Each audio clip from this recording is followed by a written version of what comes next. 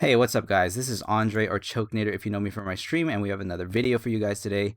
This is me animating in Krita, and I know many of you have seen my animation tutorials, but have not seen a lot of footage of me actually animating.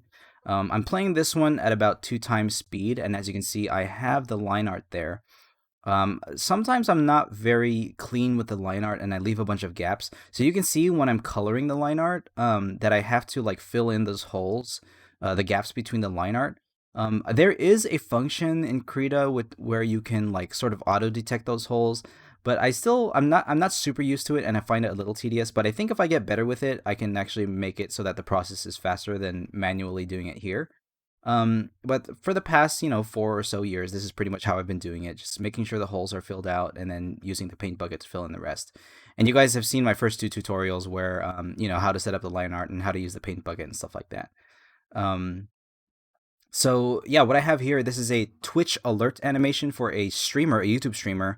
I think her name was FaithxFool, and maybe I'll link that um, in the description, her stream as well as my stream if you want to check it out, where I do all my animation. So yeah, what I usually do, I'm just throwing in all the colors, making sure everything's there. Normally, what I do is like on the very first frame, I lay out all the colors and completely on the character so that everything looks good. I actually had to do a correction on this even after I finished the animation. That back slit on the back of her dress is actually, it looks kind of weird. That was sort of creative input on my part because the front design, I didn't really know what to do the rest of the slit, so I just moved it all the way to the back, and it looked kind of weird. And she noticed it looked weird, so she told me to fix that, and I just removed it. But for now, you get to see the old version where I still have it in there. It does look weird, doesn't it? Anyway, so yeah, the thing about this animation is that she wanted like a sort of a camera rotation around this female figure here, and while that's happening, there are supposed to be a bunch of birds flying up, and then also her hair is going to be flowing in the wind, which you will be able to see. I'm pretty sure that if I'm coloring already, that means I had already animated the hair, so you will see that in a little bit. I think.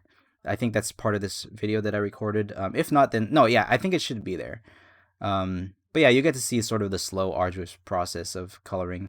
I brought up that other animation. I actually did several animations for her, and that other face that popped up was from one of the other animations that I did. And I was just bringing it up so I can use the eyedropper tool and make sure I'm getting the right colors.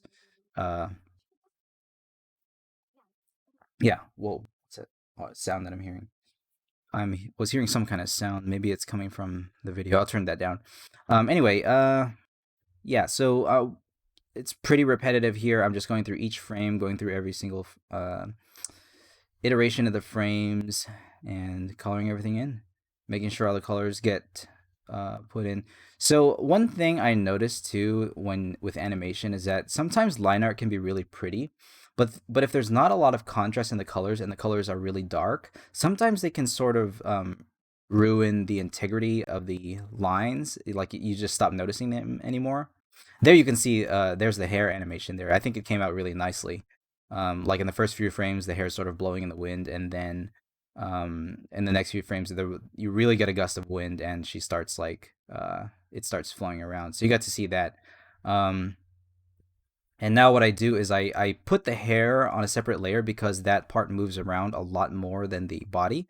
Um, and I also put the hair color on a separate layer, so that makes about 4 layers total of animation. There's the body, line art, the colors for the body, the line art for the hair, and then the colors for the hair.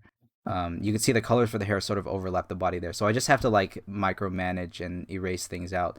I'm sure it would be much better in a traditional like actual animation program that's not Krita, like for example Toon Boom, which I have.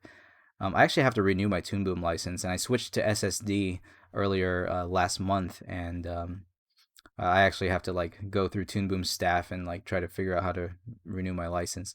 But anyway, I do most of my work in Krita anyway, so that's been the usual.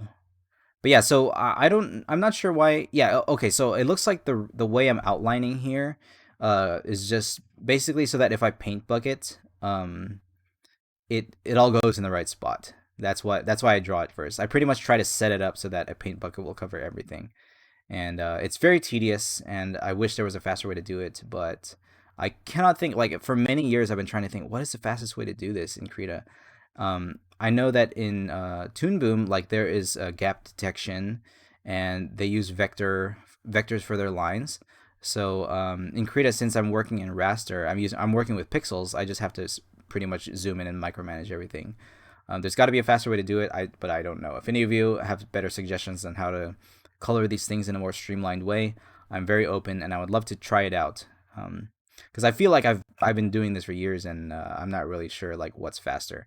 And it's very humbling to me to think about, back in the day, back in the old Disney days, with the assembly lines of women painting, the painting squad, painting all the frames. This is pretty much what they did.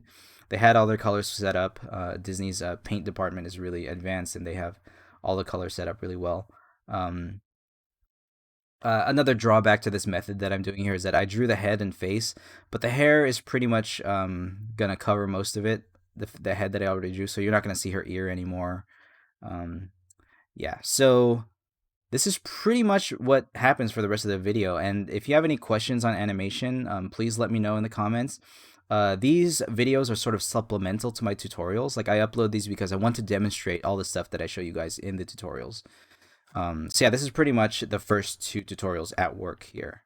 The lines and the colors, and you can make really nice results with what you have, even with those first two tutorials.